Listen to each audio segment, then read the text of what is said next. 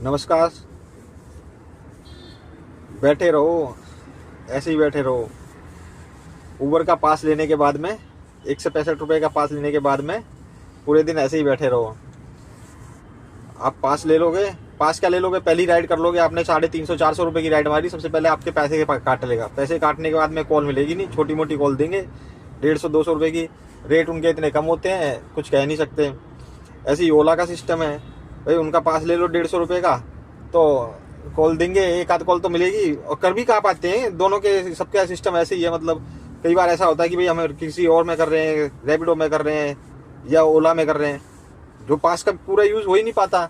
हफ्ते में एक आध दिन ऐसा निकल जाता है कि भाई पास मिल जाता है, लेते हैं, आधा ऑटोमेटिक जो चल जाता है, तो उसके बाद अच्छा चले जाता है कि भाई उसकी कॉल अच्छी अच्छी आ रही है। नहीं तो बाकी दिन तो आपका बेकार ही है।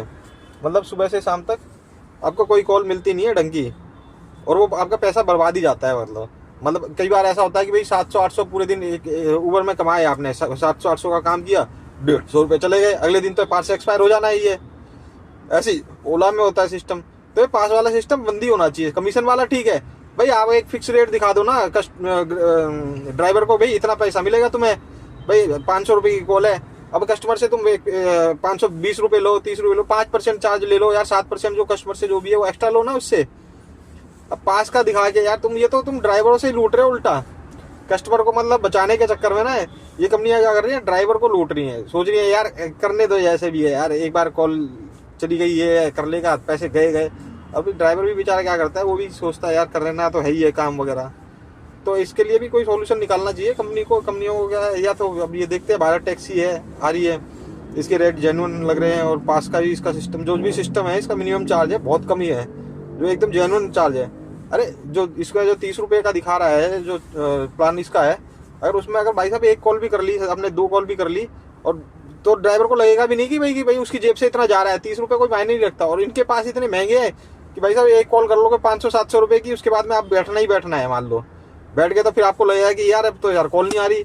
हड़बड़ाहट में फिर क्या करोगे कि भाई कोई कॉल आएगी छोटी मोटी, फिर वो पकड़ोगे, उसमें ही घूमते रहोगे पूरे दिन, भाई छोटी कॉल ये है वो है।